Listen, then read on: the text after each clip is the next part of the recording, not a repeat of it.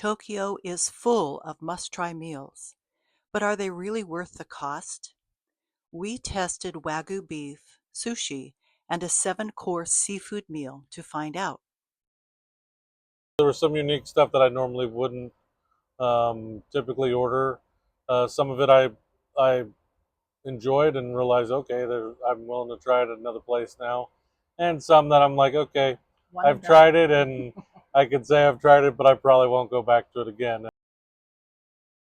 My son George and I recently traveled to Southeast Asia and Tokyo.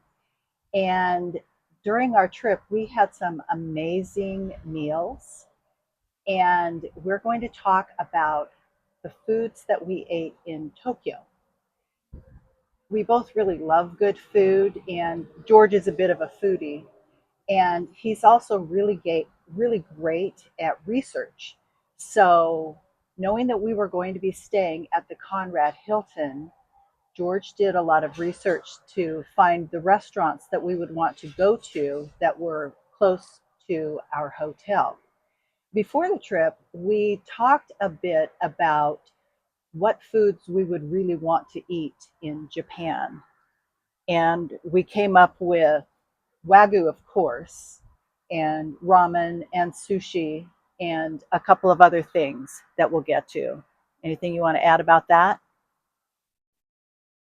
Okay, so we are going to talk about each one of these 5 restaurants that we went to, most of which were within walking distance.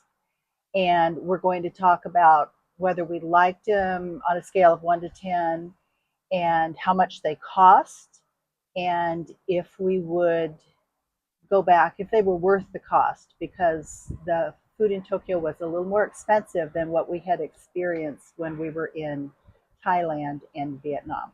So, ready? Ready? All righty. So, the first food we're going to talk about is ramen. We meaning George with his recon, found a ramen place that was literally a hole in the wall, just 2 or 3 blocks from our hotel. And we had to use a vending machine in order to make our choices so that we could then hand our little ticket to the proprietor and he could make our soup. And he also asked whether we wanted extra vegetables, what kind of noodles we wanted, if we wanted garlic and ginger and that sort of thing. So the ramen was pretty much made to order. There were really only 3 types of broth. There was salt, soy, and miso. And I think we both chose the miso. I'm pretty sure I we don't. both. I thought we did um, the salt, but it may have been the miso. Okay, either way, it was the same price. And in a minute, we're going to talk about what we thought about it. And I'm also going to include a map so you'll know where to find this particular hole in the wall ramen place. So, George? Well, there was one other thing. The On the little vending machine, you got to choose between I think 2, 5, and 8 pieces of pork, Uh huh. like um, fatty pork, but not like fatty chewy pork, just good quality pork that little strips that they would put they'd add to it. So based on your vending machine, you did your little you put your money in whichever of the, like she said, miso, salt, or Soy. soy, um, and then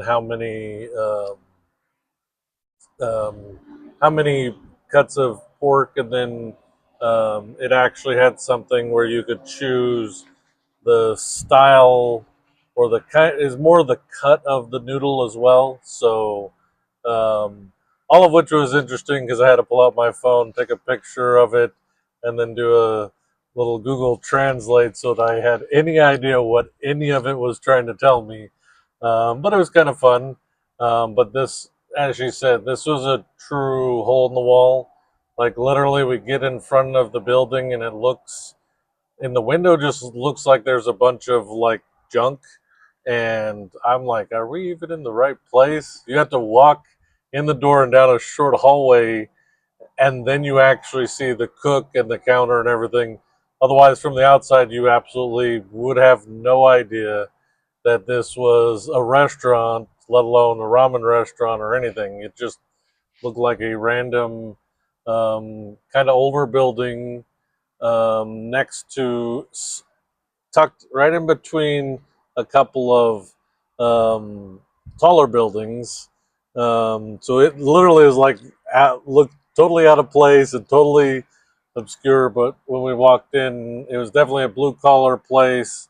Lots of local workers in there, totally friendly, literally hole in the wall. So So, what'd you think of the ramen the ramen was great. on a scale of Um, 1 to 10? I mean, are we doing 1 to 10 in comparison to the other foods we're talking about, We're going to do 1 to 10 for or each of the just foods. okay? Yeah. Um, I would say probably an 8.5. So there's a little room for improvement, but some of that could be just needing to go back there um, a couple more times and try the other broths as well as maybe just different cut of noodles or whatnot. But they were definitely it was excellent, definitely worth checking out. So what are your Oh, I love soup, and I didn't expect to love ramen as much as I did. And I would say I would probably give it a 10 because it was that good. I would go back and get it again. she also liked the kind of the unlimited stack of Yeah, veggies. I don't yeah, do all the veggies in there, yeah. so but she could have as much veggies and garlic added to it as she wanted. So the cost for the ramen was $8.06 per person. So we'll keep that in mind. Would you go back to it? Oh yeah, Okay. and definitely one of the uh, economically more economical um, restaurants that we went to on the trip. There's Yeah. Smoke and Dill, Yeah. And it was a very large bowl. very large So bowl. yeah. So we definitely filled our tummies and our and delighted our taste buds, if I can be so poetic. So one of the other meals that we had was shabu shabu, or some of us know it more familiar as hot pot. This was the only restaurant that we needed to take a taxi in order to get to the restaurant. Everything else was within walking distance of our hotel. This, if you're familiar with hot pot, you have the broths that are simmering. You drop your meat in and cook it at your table. And in a lot of places, the waiter brings the meat. You say, this is what I want, and the waiter brings plates of meat, and that's what you use to cook in the broth. In this particular restaurant, after George made the selections on a tablet kind of um, device, then we heard this little bit of music, and in over to our table rolls a little robot that's the face is in the shape of a kitty. It's just so Japanese electronic. Plus, we were by the electronic uh, area of Tokyo, but it was just so cute. And the kitty would bring the the uh, trays of meat, and George would take it off the cat's shelves, and then put our empty trays on the bottom shelf, and then push a button, and the kitty would smile, and the robot would roll away back to the kitchen. And I will be showing a video so you'll see what I'm talking about, because it was fun and very kid friendly, and this restaurant is very kid friendly. So, George, what did you think about the shabu shabu that we had in Tokyo? It was definitely entertaining. It was good. Not my um, favorite as far as like the best of the best. Good value, good food. got a little extra entertainment as mom set up with the little kitty that comes by, and that was kind of cool. So scale of one to 10. Um, for me, it would be about 6.5, 7. Okay.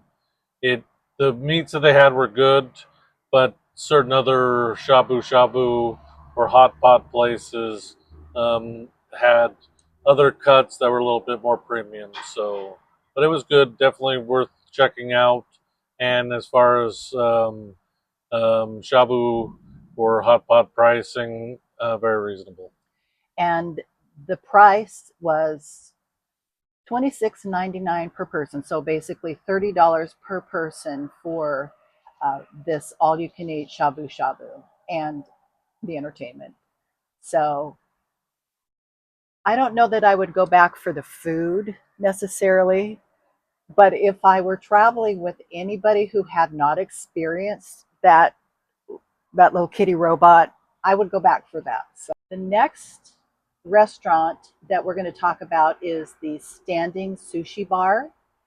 And again, this was walkable from our hotel. And George did the recon, and he's the GPS guy, and I just follow along. So I appreciate you being my guide in a city where you don't find English translation. So Google Translate is your best friend or one of your best friends.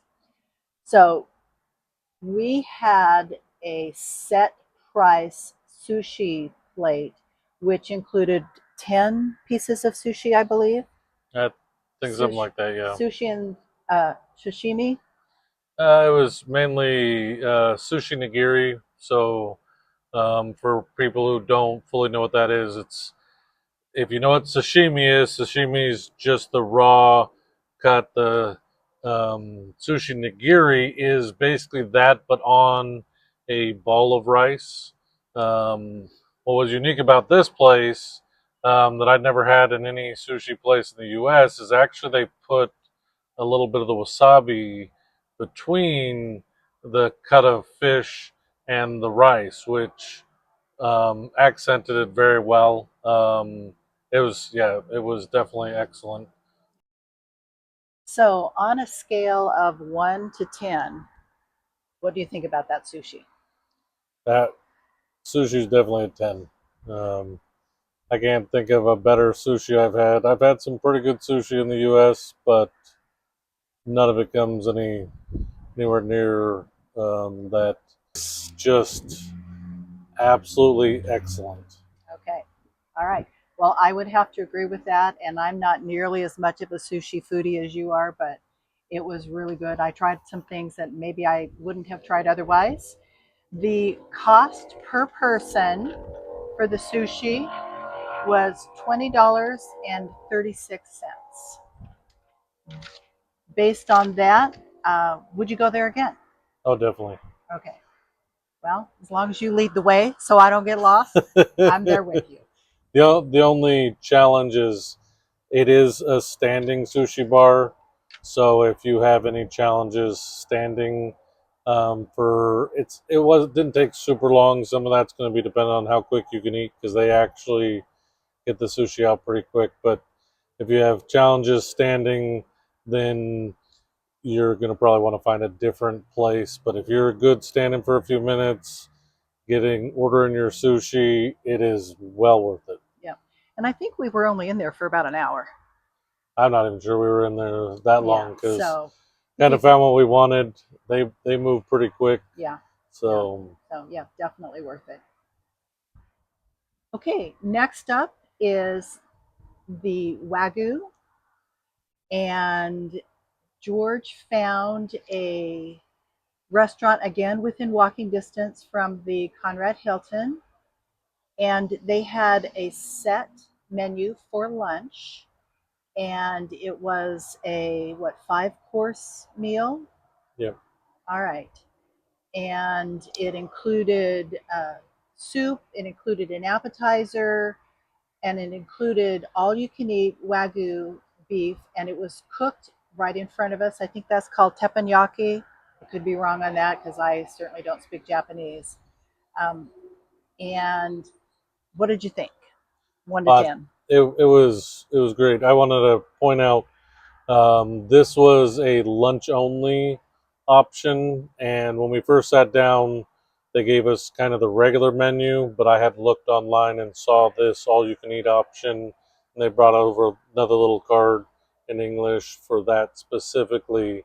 Looking at the website recently, they do have an all day one, which includes dinner, a little more expensive, but they still have that lunch only option for the all you can eat. And like she said, it was teppanyaki, 4 different cuts. They talk about the cuts, they give you a little diagram, show you it on the platter. And the way the all you can eat works is you work through the 4 different cuts, and then if you want more, then they start working through that the same 4 cuts in the same order, and you can quit at any time, but you literally can have as much Wagyu as you want. Yeah. And it was really good. Yep. One between 1 and 10. This one definitely, I don't know. I'd probably say 9.5. Just because there was 3 out of the 4 cuts we really enjoyed. One wasn't our favorite, and it would be a 10 if we could just go back to the ones we want instead of have to go through the same order again. But otherwise, that's the only reason why it doesn't quite get the perfect 10. But very good. Yep. And the cost per person for this was $50.78. And would you do it again? Oh yeah. Yeah, me too. Me too. The last thing that we're going to talk about is seafood. And we went to a little, again, challenging to find, but we found, George found and led me there, a seafood restaurant. And when we got there, we found that it was a set menu and 7 courses. And I will explain the courses when I show the photos of the different courses. But let's talk a little bit about this food. So, what did you think? It was good. I first want to talk about. I discovered this one watching. I watch a bunch of YouTube travel food related, and this was kind of a little hidden one that I don't think I would have found if I hadn't watched the video. Sorry, I don't remember who I watched or I gave the shout out, but the this one, when you get up there, it typically is reservation only. The lady who greeted us checked to see if they're willing to accommodate us. They were, but it's definitely like a locals kind of place. Very little English, um, so you may want to do a reservation. But definitely, you could tell by the other patrons in the place that it was a local, and even seemed like it might even be someone's home that they cook out of and have guests and whatnot. Is kind of the vibe I got. But the food was excellent. So, let's talk about that food. And I actually wrote in my journal what we had because it was unique. So, we had snail, whitefish, octopus, surf clam, whale, shrimp, and those were the first and second courses. The third course was wolf fish. The fourth course was something that this restaurant is actually famous for, and it's hairy crab. And that was super delicious. Then there was a course that was tomatoes, okra, and white asparagus with salmon. Then we had clams in the shell in a clear broth with rice with roe and sea urchin. And then we had dessert, which was cantaloupe chunk with watermelon flavored ice cream with chocolate chips. And we also had cold green tea during the meal, and at the end we had hot tea. So those were the 7 courses. And I know I went through that fairly quickly, and I don't know if you had, well, I do know your favorite was probably the hairy crab, Oh because yeah, you're definitely a crustacean fan. yeah. The crab was good. The sushi options early on were good. I do like sushi, but I don't necessarily like every single cut of every type of sushi. So there was some unique stuff that I normally wouldn't typically order. Some of it I enjoyed and realized, okay, I'm willing to try it at another place now. And some that I'm like, okay, One of I've them. tried it and I can say I've tried it, but I probably won't go back to it again. And if you've had it at a place like this and the quality level, the just was top notch. So if you don't like it here, you probably just don't like it. It's kind of the way I tell Yeah, people about certain other foods at certain other types of restaurants. You try it at this place. If you don't like it, then you know you yeah, don't like it. It's not just that it was poorly prepared. right. So, but the food was excellent. So on a scale of 1 to 10, Um, I give it a 9 just because it's a little pricey. I know we'll get she's to going to that. ask me if I'd go again. For me, no, not on my own. If I were to be traveling with someone who's never had that experience, let's say my younger brother and his wife were out there, I would take them there because it's definitely a worthwhile experience. The price is worth the experience. Once you've had the experience, I wouldn't say that I would do it again at that price point. I mean, if you've got unlimited funds, maybe you try it, you fall in love with it, and you make it a weekly thing or a monthly thing. I don't Yeah, know. yeah. But it definitely was excellent. And the price per person was $101.65. So, are Tokyo's must try meals worth the cost? For me, the answer depends on the experience you're looking for.